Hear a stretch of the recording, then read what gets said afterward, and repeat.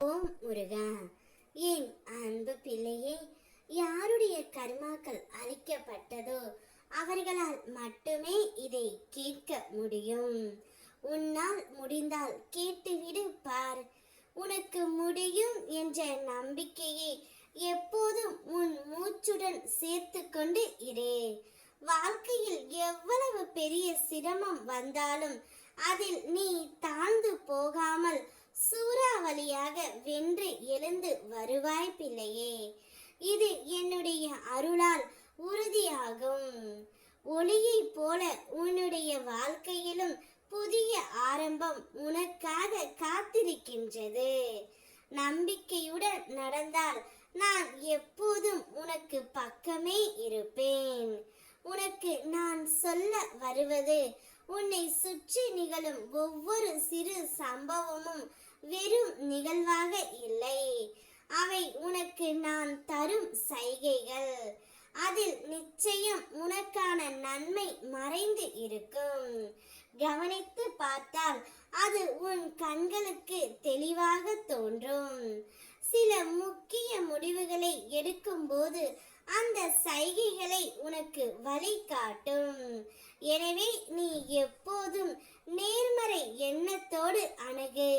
அப்படி செய்தால் உனக்கு தேவையானது தானாகவே உன் கையில் வரும். உன் வாழ்க்கையில் என்னுடைய அருள் வழிகாட்டுதல் என்றும் உன்னோடு இருக்கும் பிள்ளையே. உன்னை சூழ்ந்து உள்ள துயரங்களில் இருந்து எப்படி தப்பிப்பது என யோசித்து தூக்கம் வராமல் தவிக்கின்றாய். எல்லோரும் இருந்தும் அனாதை போல் உணர்கின்றாய். இது உனக்கு சோதனை காலம்தான். உன் கர்ம வினைகளை கரைக்கும் காலம் இது. சிறிது காலம் பொறுத்துக்கொள். என் நாமம் ஒன்றே உன் தீய கர்ம பலன்களை பனி போல உருக செய்யக்கூடியது.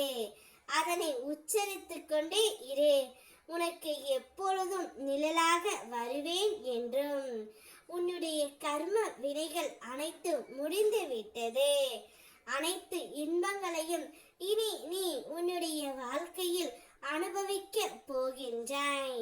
உன் மனதில் உருவாகும் சந்தேகங்கள், கவலைகள் அனைத்தையும் நான் அறிவேன் பிள்ளையே. உன் சந்தேகங்களுக்கு நான் ஏதாவது ஒரு ரூபத்தில் தினமும் பதிலளித்து கொண்டு தான் இருக்கின்றேன்.